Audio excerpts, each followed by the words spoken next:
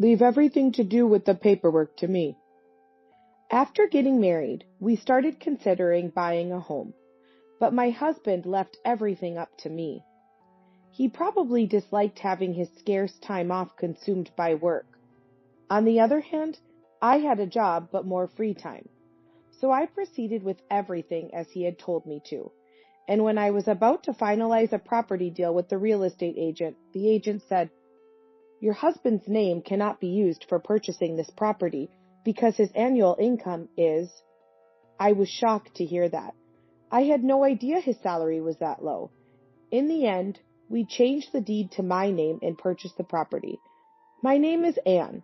I'm a 29-year-old web designer in my 7th year of this career. I quit the company I worked for right after graduation and have been freelancing since last year. Focused on my work, I never cared much about money. I've been investing my salary from my first job in stocks and building my assets. I have a husband, Mike, who is 5 years older than me. He works as a delivery driver in the transportation industry. Our meeting was something of fate at a train station platform. He chased after me to return the wallet I had dropped without realizing. I invited him for a meal to say thanks, and our relationship grew closer and evolved into dating. Then, a year and a half ago, we happily became husband and wife. However, post-marriage, our life together was nothing like I had imagined. My husband worked long hours at a grueling company, and as a freelancer, I always had a backlog of projects. Currently, we live in an apartment under 400 square feet, but I've been thinking about moving into a house. I thought it might be a good motivation for both of our careers. Working in such a cramped space was stressful for me. So, on his day off, I brought up the idea of buying a new house. "Hey, Mike, don't you think it's time we bought a new house now that we're married?" He seemed surprised by my words, jumping up from where he lay on the sofa with sleepy eyes. "A house?" "Yeah, I think this place is getting too small for us." "How about I set the conditions then?" I was surprised by his words, but he wrote his desired conditions on a nearby notepad and handed it to me. His list, including at least 4 rooms, 2 bathrooms, and a wine cellar, was quite different from what I had envisioned. "We don't need a wine cellar, and isn't 1 bathroom enough?" He replied strongly to my objection. "No, that won't do. This is about romance. Buying a house is a once-or-never-in-a-lifetime event. I won't settle for anything half-hearted." He was stubborn beyond belief. I would rather spend my time on work than on a discussion going nowhere. Eventually, I reluctantly agreed to his terms. "Then let's go to the real estate agent together next time." Suddenly, he looked annoyed. That's fine. You can handle all that, Anne. I'm tired from work. I'll leave the rest to you." Saying that, he lay back down on the sofa and started fiddling with his mobile phone. Does this man even realize he's married? We're about to make the biggest purchase of our lives, and he's completely uncooperative. After telling me what he wanted, he satisfiedly returned to his own world. Disappointed, I sighed and said, "Then just leave me something that shows your income. There'll be a review, and I need to submit it." When I said this, "You can find it in my box of valuables. Just take it yourself," he replied and put on earphones, shutting down the conversation completely. He's not exactly a henpecked husband, but he only says what he wants and is otherwise disengaged. Honestly, he's incredibly self-centered. He used to be so kind before we got married. Picking up my wallet feels like a lie now. I muttered this, unsure if my husband heard, and headed to my room. It was that night when I noticed something was wrong with my body. After finishing work, I glanced at the calendar. Come to think of it, I haven't had my period for 2 months now. I always had severe and irregular menstrual cycles. It was not unusual to be a month late, but this was the first time it's been 2 months. Could it be? Worried, I used the pregnancy test I had bought in advance. The result was positive. I was pregnant. "Mike, I'm pregnant!" My announcement left my husband frozen in front of the TV. "Seriously?" I said to my surprised husband. "Thinking about the birth and everything else, I guess we should hurry up with buying the house. So I'm going to the real estate agent tomorrow. Okay. He was still in shock. He looked incredulous. But then, what my husband said next shocked me. What if we give up on the child? His unexpected words left me speechless. What? Give up? As in not have it? He nodded before I could finish. Yeah, that's what I mean. Why? I argued desperately. I was beginning to feel a strange disconnect between us. I mean, I never wanted kids. It just happened.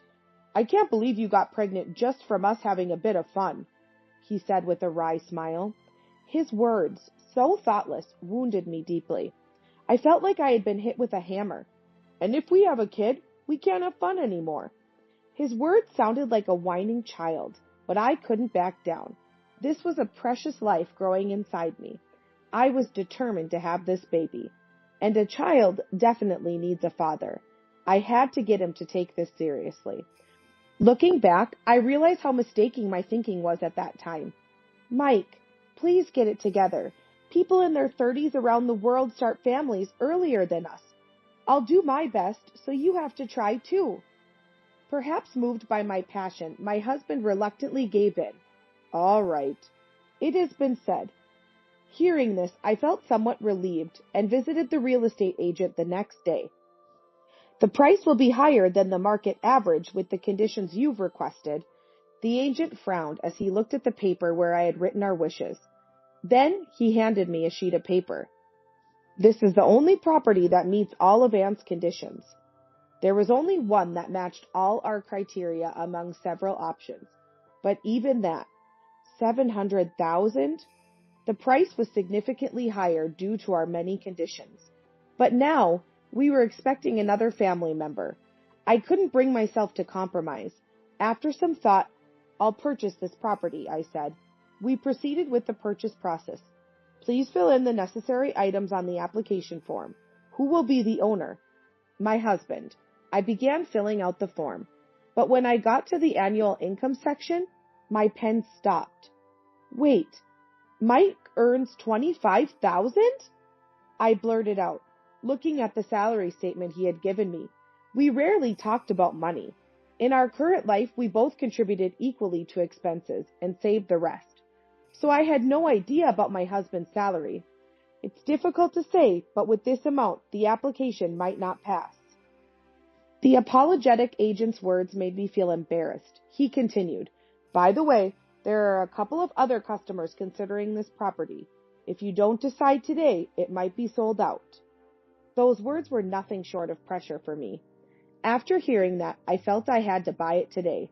After some hesitation, I decided to change the owner to my name. And then I made a bold decision to pay in full.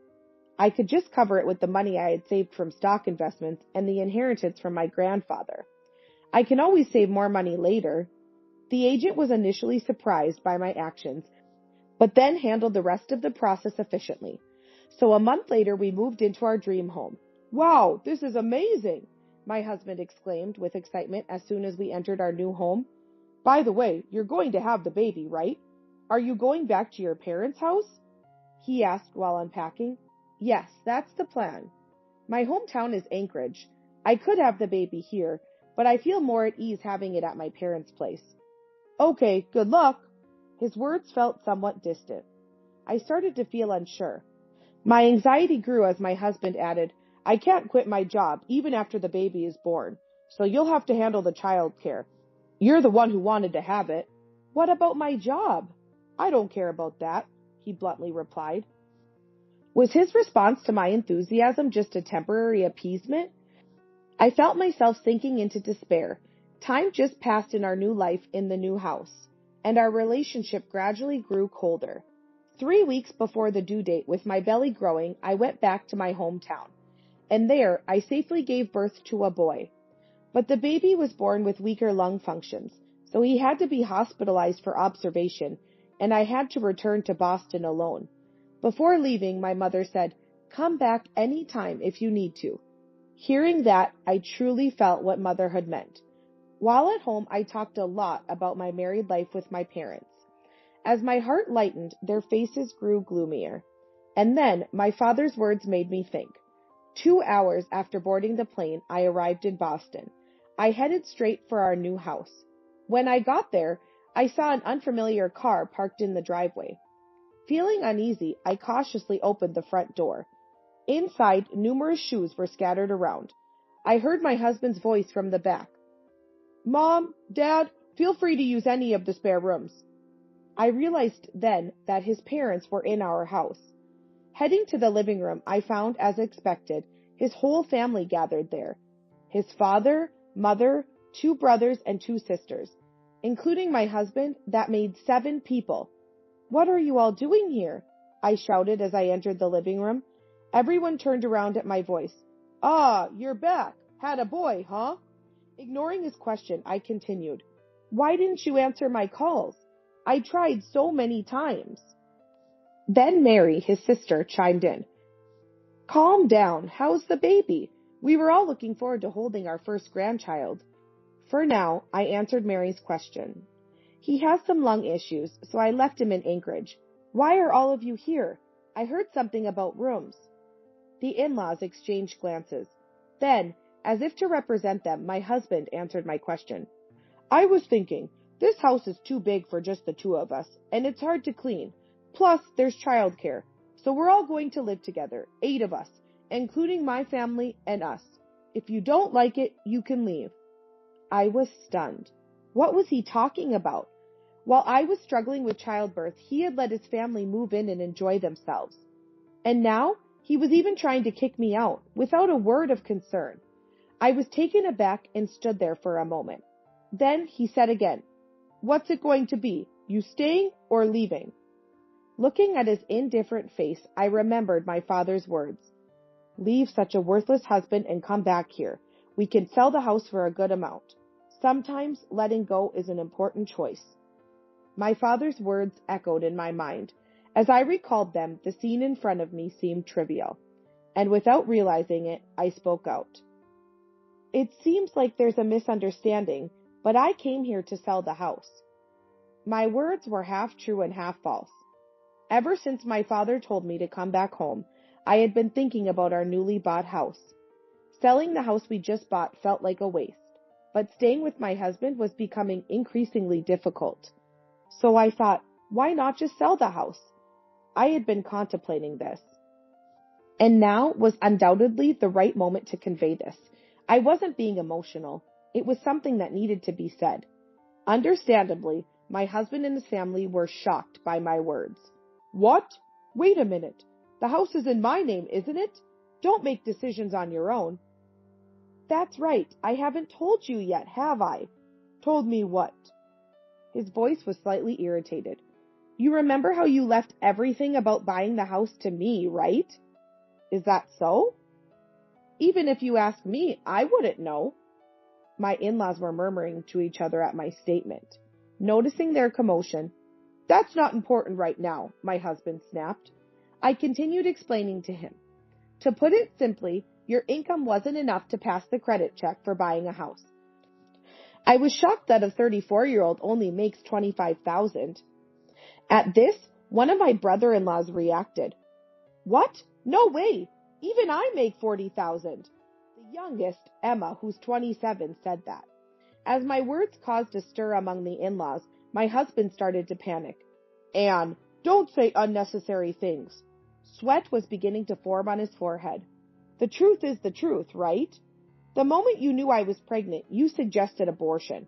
Looking back, maybe I should have left you then." As I spoke, the in-laws looked more and more shocked. It seemed my husband hadn't told them anything. "Please stop this. You're reaping what you sowed." In contrast to my frantic husband, I was calm. I could see his face contorting. Then Tom asked, "So why are you selling the house?" The income from Mike wasn't enough to pass the credit check for buying this house, so I decided to purchase it in full. "You earn that much?" My husband's voice was filled with surprise. "I have a good income due to my work. Unlike you, I don't squander money. I've always invested any spare cash in stocks. Now I can live off the profits and dividends alone."